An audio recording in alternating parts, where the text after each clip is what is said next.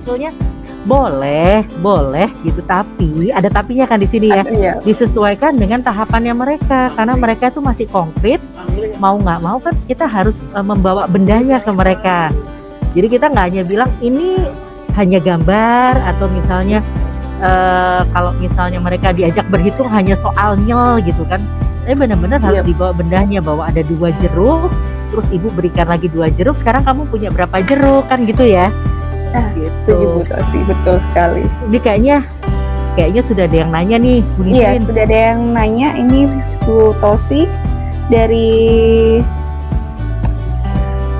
Pak Tugas IPS. Iya. Ini kayaknya namanya Pak Setio ini deh. Pertanyaannya, beliau masih penasaran nih Bu sama RPP Merdeka. Kira-kira kalau di gitu. SMP apa juga ada gitu tentang RPP Merdeka ya Bu? Ya, RPP Merdeka Belajar itu yang pertama kali yang harus kita tulis itu adalah memahami profil murid. Betul. Ya kan? Betul kan ya, memahami profil Iya, murid. betul. Kenapa kok itu pertama kali yang harus kita lakukan? Karena sekali lagi Pak, kita harus memenuhi kebutuhan belajar murid. Kita harus tahu nih, bagaimana sih karakteristik murid kita, bagaimana sih cara belajarnya dia, apa saja sih yang diminati oleh dia, kenapa kok begitu.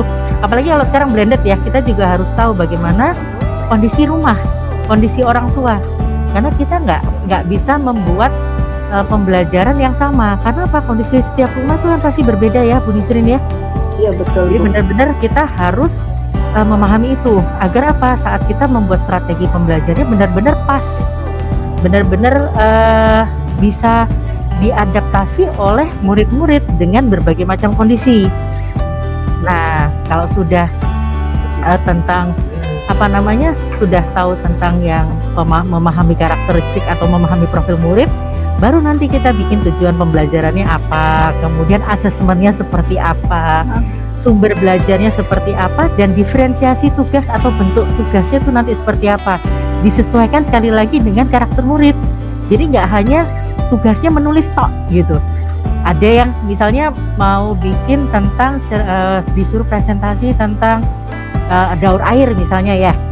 Kalau daur air nggak hanya mereka disuruh menulis atau merangkum, tapi mereka boleh juga membuat infografis, mereka boleh juga dong membuat poster tentang daur air, mereka juga boleh dong bikin media yang menerangkan tentang daur air, atau mereka juga boleh bercerita. Jadi bebas, bukan bebas ya di sini ya, tapi murid-murid boleh memilih. Dia lebih senang mengerjakan tugasnya dalam bentuk apa, gitu. Jadi karena itu tadi ya, nggak semua anak senang menulis, nggak semua anak senang menggambar, nggak semua anak senang bercerita. Jadi masing-masing harus disesuaikan bentuk tugasnya, gitu. Bagaimana Pak Setio? Betul sekali Bu Tosi. Berawal dari mengenal profil muridnya, mengenali diri siapa murid kita gitu ya. Oke, ini udah mulai banyak nih kayaknya. Pak Setio sudah mulai menanggapi di sini. Betul Pak. Jadi misalnya contoh, dia senang main mobil-mobilan gitu kan ya. Pasti kan dia punya beberapa mobil-mobilan. Kita bisa mengajarkan matematika dengan mobil-mobilan yang dia punya. Atau kita juga bisa belajar matematika atau di sini dengan membantu ibu gitu kan, misalnya entah mau membuat bagaimana caranya mempersiapkan makan malam untuk keluarga gitu kan, harus menyiapkan makanan bersama. Di situ kan ada perbandingan, ada mengukur, ada perubahan bentuk benda. Jadi banyak hal yang bisa kita lakukan sebetulnya, bisa kita jadikan bahan pembelajaran buat anak-anak. Jadi seperti itu. Ini ada lagi sepertinya kayaknya Bu Nisrin. Iya, ada lagi Bu. Tadi ada dari Pak Haris. Nih. Menunggu kita sebut dengan KG, kemudian juga teman-teman yang lain juga mendukung acara kita pada hari ini dan besok. Seru ya Bu, ternyata kolaborasi itu. Sangat perlu, karena ini Kak, kalau kita berjalan sendiri itu pasti lelah. Walaupun cepat ya, tapi lelah. Iya betul. Karena beban yang kita bawa itu banyak, berat gitu kan. Jadi kita lelah. Tapi kalau kita berjalan beriringan bersama-sama, itu semuanya tuh akan lebih enak dan kita bisa berjalan, jangkauannya tuh lebih luas gitu Kak. Betul kan? Ya berasa sekali kan yang di Sidoarjo ya. saat Iya. kita bekerja bareng-bareng ya, di sini kan ada dinas pendidikan gitu kan, Iya, kemudian teman-teman dari komunitas guru menjadi pendamping, kemudian dari jaringan sekolah belajar juga menjadi pendamping untuk para pemimpin, dari teman-teman keluarga kita menjadi pendampingnya para orang tua. Nah di sini kan sama-sama belajar ya.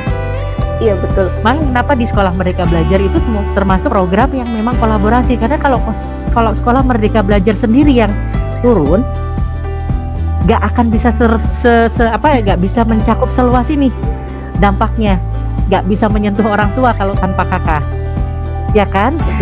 Iya betul. Betul Terus sekali, untuk Bu. murid-muridnya kalau kita nggak bekerja sama dengan teman-teman dari sekolahmu, untuk murid-murid juga nggak terjangkau. Jadi kan bisa langsung nih semua bisa bergerak bareng-bareng ya. Untuk gurunya Iya. nanti udah langsung ada, untuk orang tuanya juga ada, untuk muridnya ada, untuk pemimpinnya juga ada, pengawasnya juga ada, karena sekarang udah ada komunitas pengawas belajar sekarang. Iya betul. Tuh. Jadi semua pihak turut terlibat gitu ya Bu, untuk sama-sama mencapai tujuan dari Merdeka Belajar ini. Betul.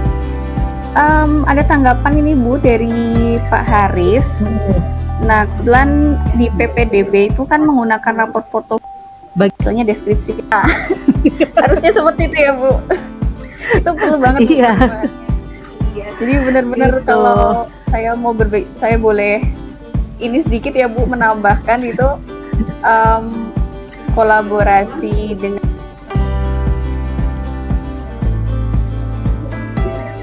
Oke, sama nggak sih program Sekolah Merdeka Belajar dengan Sekolah Penggerak? Secara substansi sama Pak, tapi secara yang menginisiasi beda. Kalau Sekolah Penggerak kan dari kementerian ya, kalau Sekolah Merdeka Belajar ini kami dari Yayasan Guru Belajar yang menginisiasi.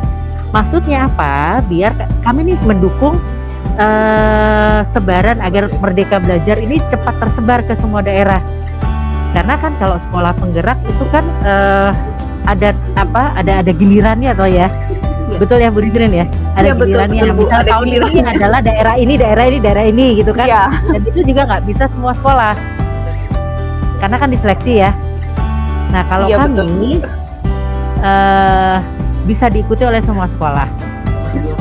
Tapi hanya di beasiswa kedua, di sini baru mulai dilihat apakah ini kriterianya masuk ke tahap beasiswa kedua. Tapi kalau di beasiswa tahap pertama yang tadi ya, yang modul guru Merdeka Belajar, menjadi pemimpin Merdeka Belajar dan refleksi kita, itu boleh diikuti oleh semua guru dan semua sekolah gitu. Begitu ya Pak Setio ya. Jadi secara substansi sama, tapi yang menginisiasi beda, tujuannya sama gitu.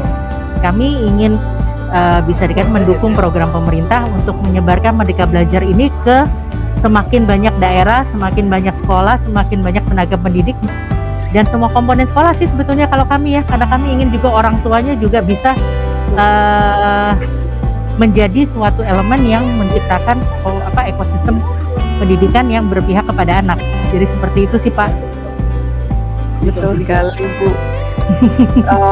Setuju sekali sama Bu Tosi, sebetulnya Bapak Ibu. Sekolah saya kebetulan juga sudah sekolah penggerak, tapi memang kalau di sekolah penggerak itu terbatas pada gurunya saja. Jadi untuk menyentuh ranah kayak keterlibatan orang tua itu apalagi itu sudah nggak ada gitu kalau di PSP istilahnya sekolah penggerak. Jadi adanya ya di SMB. Kalau di kami orang tua juga ada, terus itu. program untuk muridnya juga ada, jadi seperti itu. Kalau di penggerak itu Pak memang khusus untuk Bapak Ibu gurunya dan kepala sekolah istilahnya. Untuk ke orang tua, murid tuh masih kurang banget.